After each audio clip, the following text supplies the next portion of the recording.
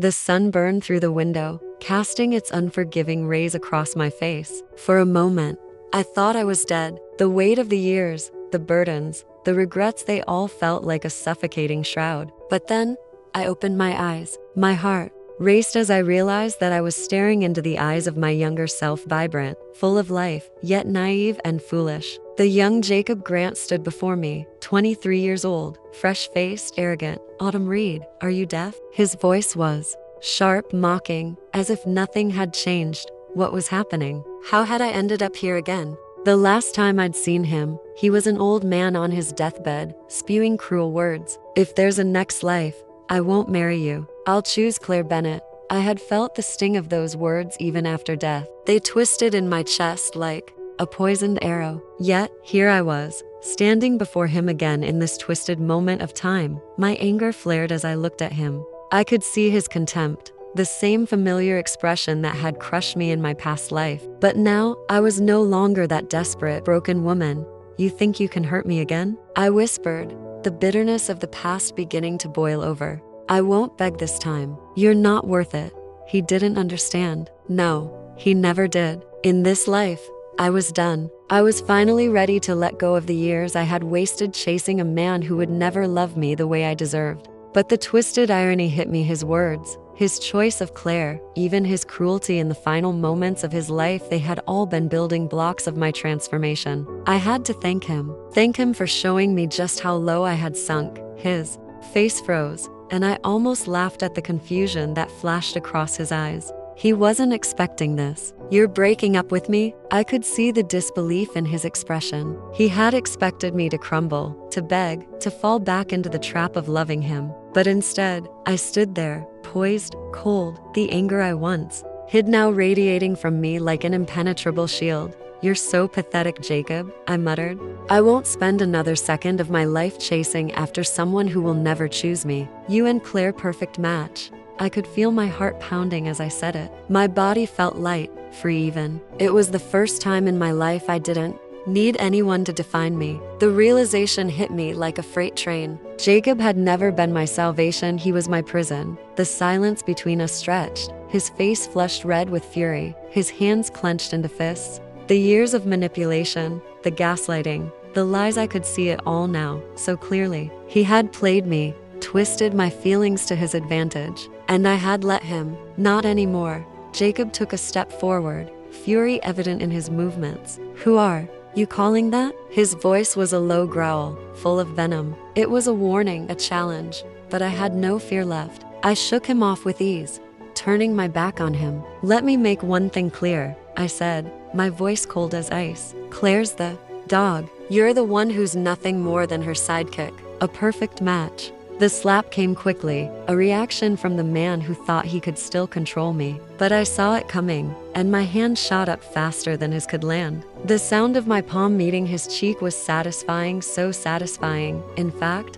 I almost smiled. That's for all your fake love. For all the years you made me believe I wasn't enough. The sting in my hand mirrored the satisfaction coursing through me. The bystanders around us gasped, their eyes wide in shock. Jacob's face was already swelling, his cheek turning bright red. I didn't care. He could burn for all I cared. The pitiful expression in his eyes was nothing compared to the emotional cage he had locked me in for so long. You're crazy, he hissed, still clutching his face, looking at me like I had betrayed him. I could hear the whispers growing louder, the crowd gathering around us. But I was done. The girl who had once waited for him in the rain, who had begged him for scraps of affection, she was gone. I wasn't that girl anymore. The weight of his betrayal had broken me once, but now it was the catalyst for my liberation. I took a deep breath, my smile never wavering. You don't get it, do you? You're not worth my time, Jacob. Not now, not ever again.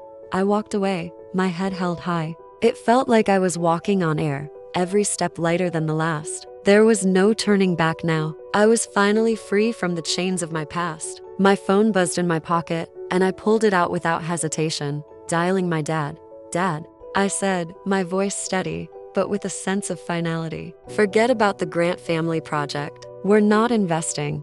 I could almost hear the confusion on the other end of the line. Wait, what? You wanted to help them yesterday. Yesterday is over. I cut him off. I'm done with them. Done with him.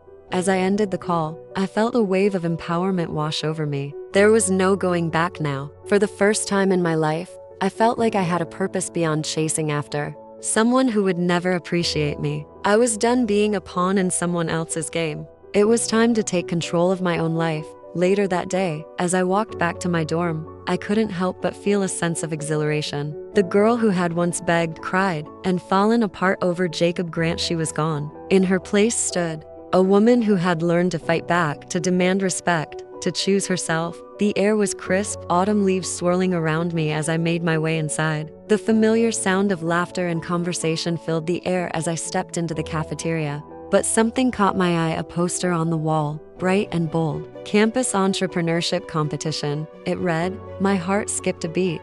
In my past life, I had been so consumed by Jacob's betrayal that I had missed my chance to participate in this. He had won second place that year, his first taste of success. But now, things were different. I wasn't going to let my past define me any longer. I was about to turn away when I heard a voice from behind me, a voice that immediately caught my attention. Interested in this? I turned around, and there he was, Lucas Miller, a white guy, dressed casually in jeans and a white shirt, his glasses perched on his nose as he smiled at me with a twinkle in his eye. His question was simple, but it hit me like a lightning bolt. In my past life, I had been so focused on Jacob that I never even noticed Lucas. But now, in this new life, everything felt different.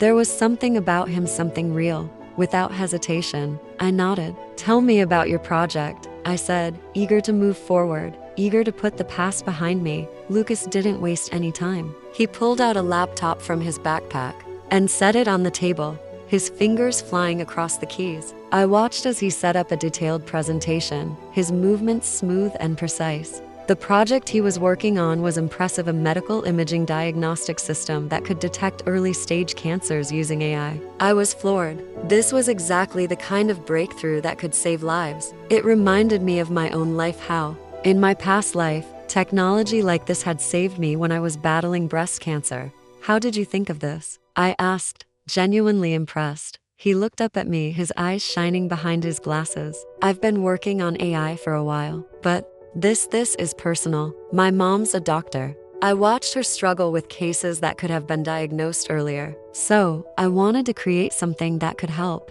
His words hit home. I thought back to my parents, their sacrifices for me, their unwavering belief in me even when I couldn't see my worth. Now, I was beginning to see the man Lucas truly was. He wasn't just a brilliant mind, he was someone who cared. And maybe, just maybe, I was starting to care about him too. I leaned in closer, my heart racing as I analyzed his project. This has a lot of potential, I said, my mind racing with ideas. But it's going to face hurdles in commercialization. You need a more refined market entry strategy, something to capture the hospital's attention and prove the long-term savings. Lucas' eyes widened. How do you know all this? I smiled, my confidence growing with each word. I've been around business all my life, Lucas. Family business. That's where I learned it. His shock faded into admiration. You're good, really good.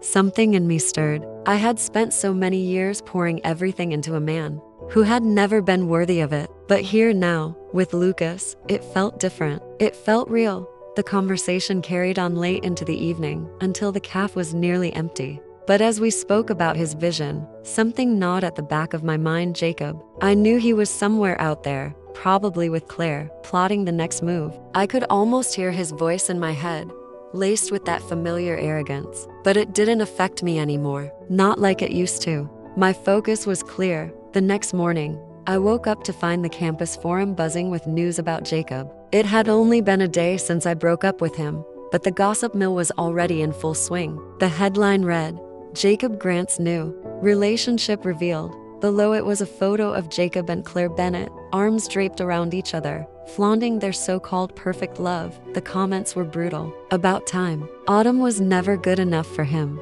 She begged him to stay, and now look at her, pathetic. Claire is the true goddess. She's rich, educated, everything Autumn isn't. I felt a flash of anger, but it was quickly replaced with cold indifference. They didn't know me.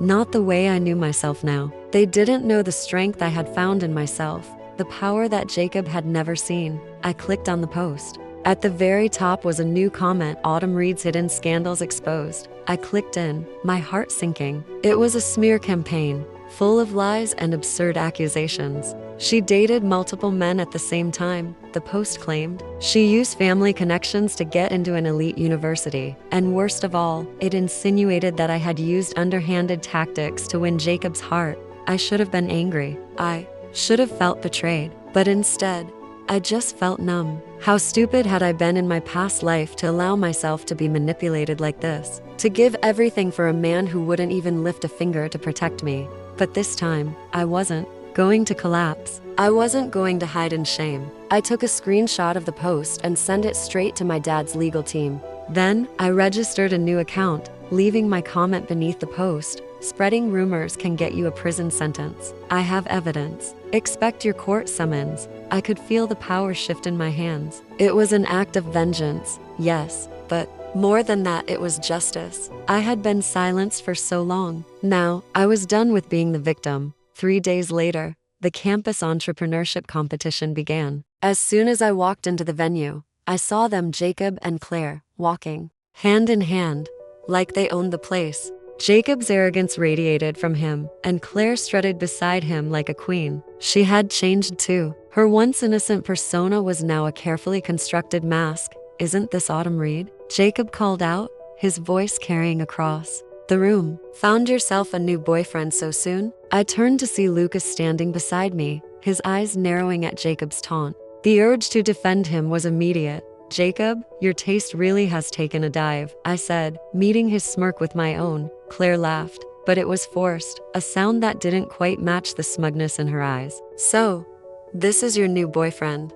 Lucas?" She raised an eyebrow. "Your standards really are low." I could feel the heat rising in my chest, but I kept my voice steady. "You two make a great pair, a dog and its master." Claire's smile faltered, her eyes narrowing. Jacob clenched his fists at his sides, but before he could respond, I glanced down at Claire's stomach. "Did you get a paternity test yet?" I asked sweetly. "Just a friendly suggestion." Jacob's face twisted with fury as Claire's face went pale. The crowd had started to gather, and I could see the shock in their eyes. The truth always had a way of catching up to people. Jacob lunged forward, but I stepped back, holding up a stack of photos. "These are from the hotel security cameras," I said, letting the photos spill out across the table for everyone to see. "Tell me, Jacob, who's really the one without self-respect?" He stopped dead in his tracks, his expression a mix of confusion and rage. The crowd was stunned, and for the first time, Jacob looked small. He was no longer the powerful figure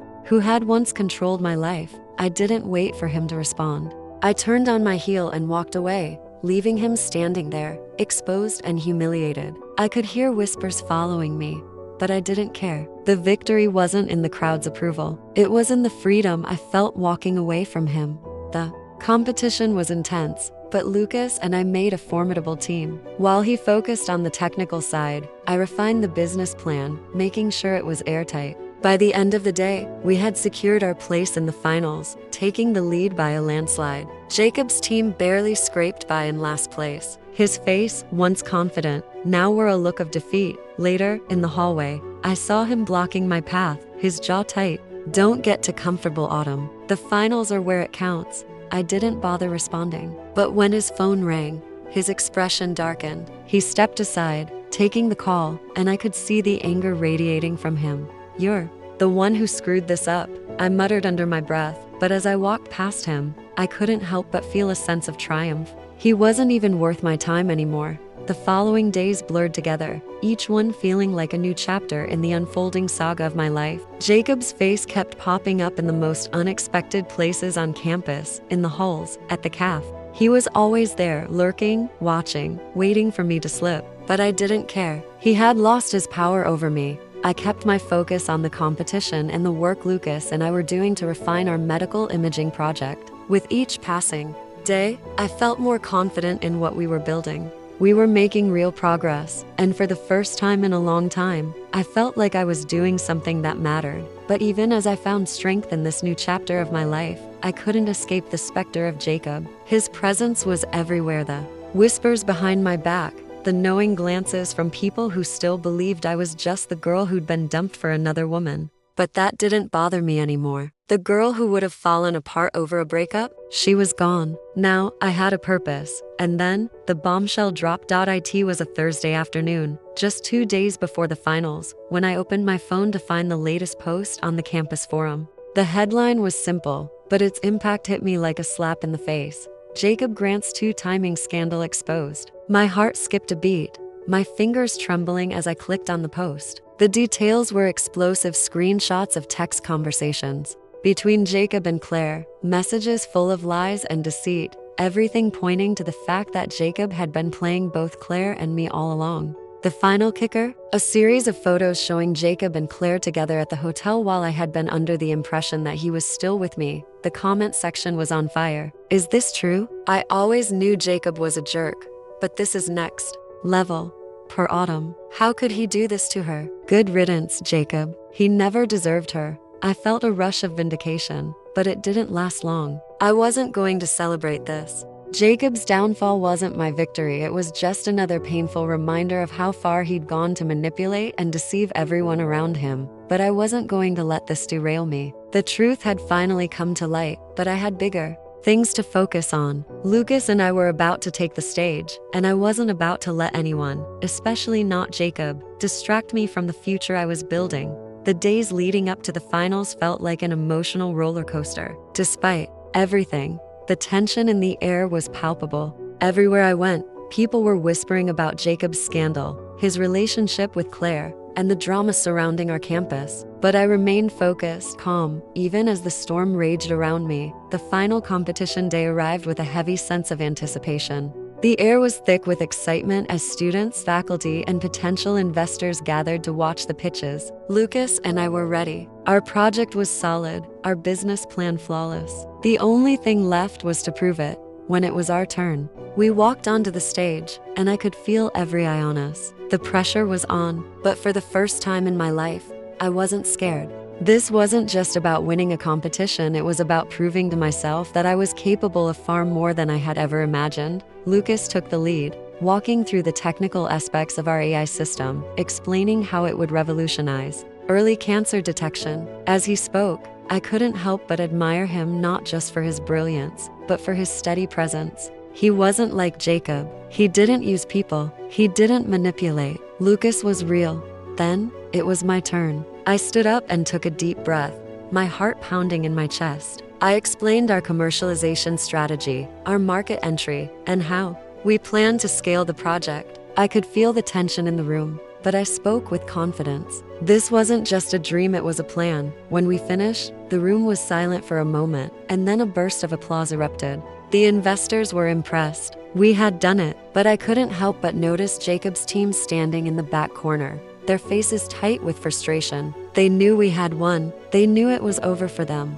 I didn't even look at them as I walked off the stage, Lucas by my side. I could feel his excitement as he turned to me, grinning from ear to ear. "We did it," he said, his voice full of triumph. But before I could respond, I saw him, Jacob, standing in the hallway. His expression twisted with something I couldn't quite place: anger, jealousy, regret. I could see the storm in his eyes as he approached me, his movements sharp.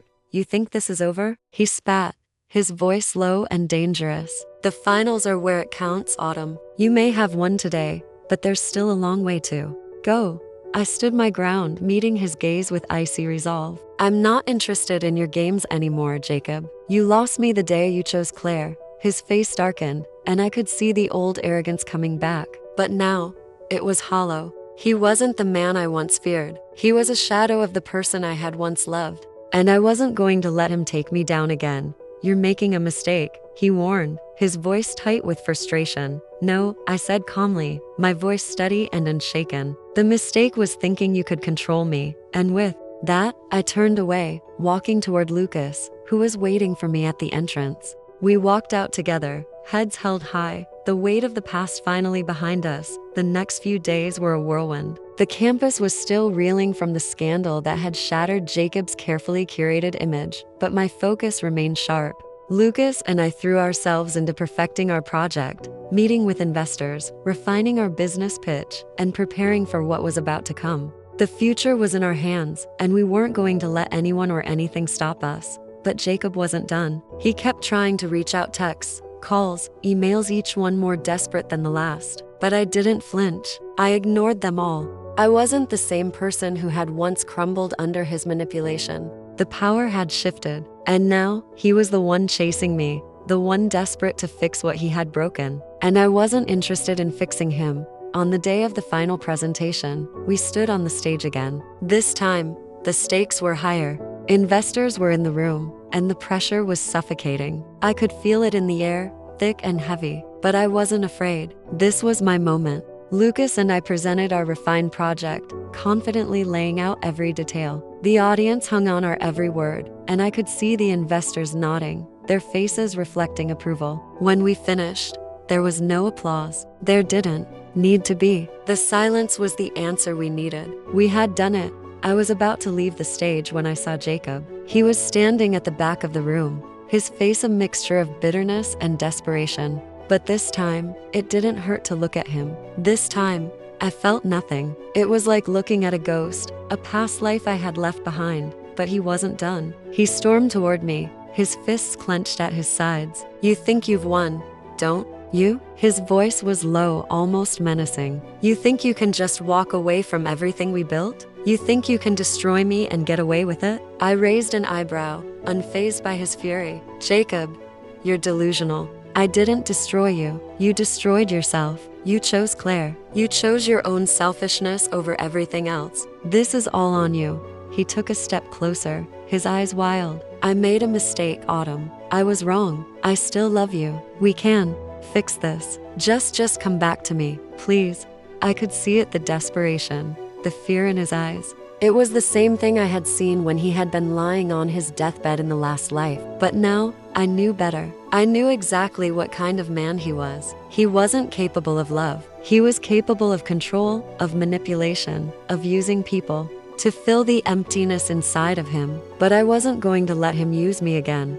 I looked at him, my voice cold and steady. "You never loved me, Jacob. Not really. You loved the idea of having me. You loved the power I gave you. But you never saw me for who I am. And I'm not going back to that." His face twisted in anger, but I could see the cracks in his armor. The man who had once been my world was now nothing more than a sad, broken shell. And I couldn't help but feel a flicker of pity for him. But I wasn't going to let that pity pull me back. I had walked away once, and I wasn't going to make the mistake of returning. "I'm done with you," I said, my voice low and final. "You had your chance. You blew it." With that, I turned and walked away, Lucas by my side. I could feel his presence beside me, steady, comforting, real. The contrast between him and Jacob was like night and day. Lucas wasn't perfect, but he was genuine. He wasn't trying to control me. He was standing beside me, supporting me, letting me be who I truly was. As we stepped outside into the bright afternoon, I felt a weight lift off my shoulders.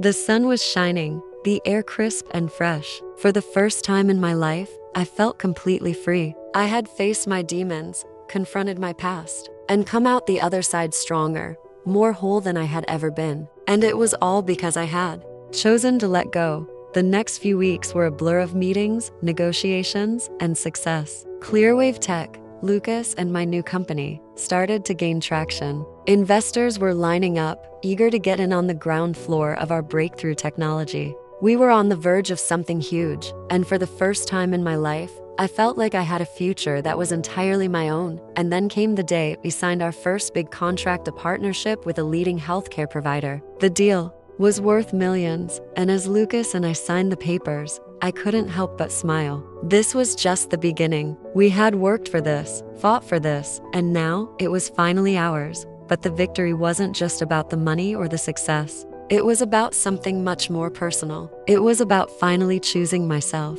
It was about breaking free from the toxic relationships that had once defined me and stepping into a future where I was in control of my own happiness. And then, just when I thought things couldn't get any better, Lucas turned to me with that familiar look in his eyes, the one that made my heart skip a beat.